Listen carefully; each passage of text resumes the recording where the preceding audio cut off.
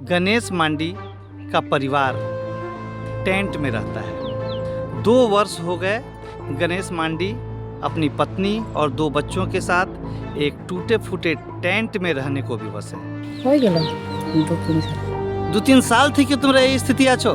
चेष्टा करेছিলি ना जला।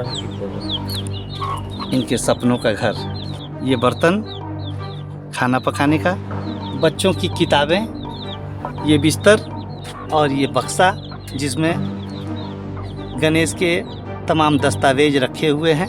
नमस्कार दोस्तों, मैं राकेश सिंह। आज मैं आया हूँ चाकुलिया प्रखंड के बड़ी कानपुर कालापाथर पंचायत स्थित पोचापानी गांव। पोचापानी गांव इससे पहले भी लगभग 6 या 8 महीने पहले आया था। यहाँ गणेश मांडी का परिवार टेंट में रहता है। 2 वर्ष हो गए गणेश मांडी अपनी पत्नी और 2 बच्चों के साथ एक टूटे फूटे टेंट में रहने को विवश हैं। कहने को तो सरकार के पास कई सरकारी आवास योजनाएं हैं जो इन गरीबों के लिए ही संचालित की जा रही है। पीएम आवास योजना, आबुआ आवास योजना, दीनदयाल योजना, बिरसा आवास योजना, कई योजनाएं हैं। परंतु आश्चर्य की बात यह है कि इस पोचापानी गांव के इस गरीब गणेश मांडी को आज तक एक घर नसीब नहीं हुआ।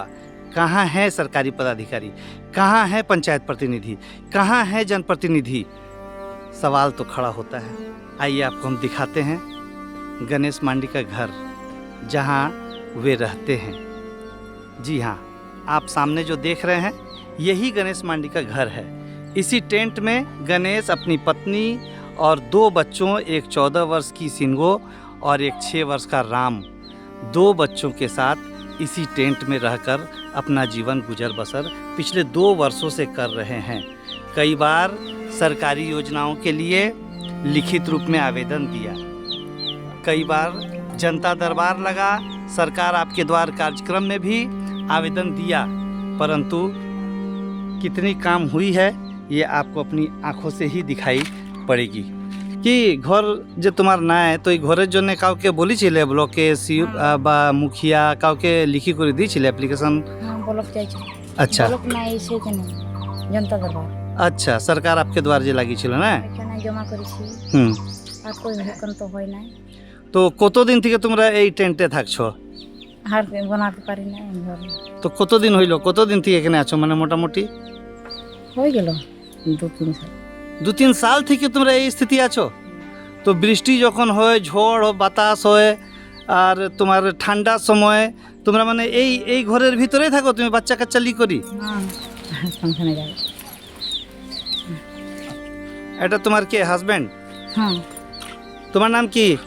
गणेश मांडी। কি করো তুমি? हाँ की करो। মানে মজদুরি করো না?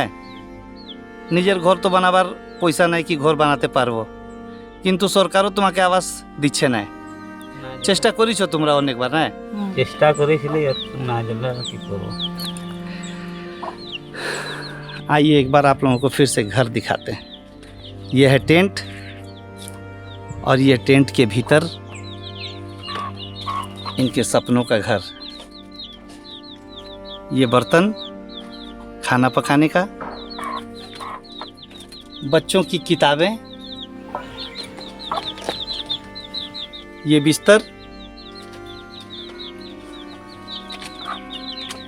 और ये बक्सा जिसमें गणेश के तमाम दस्तावेज रखे हुए हैं।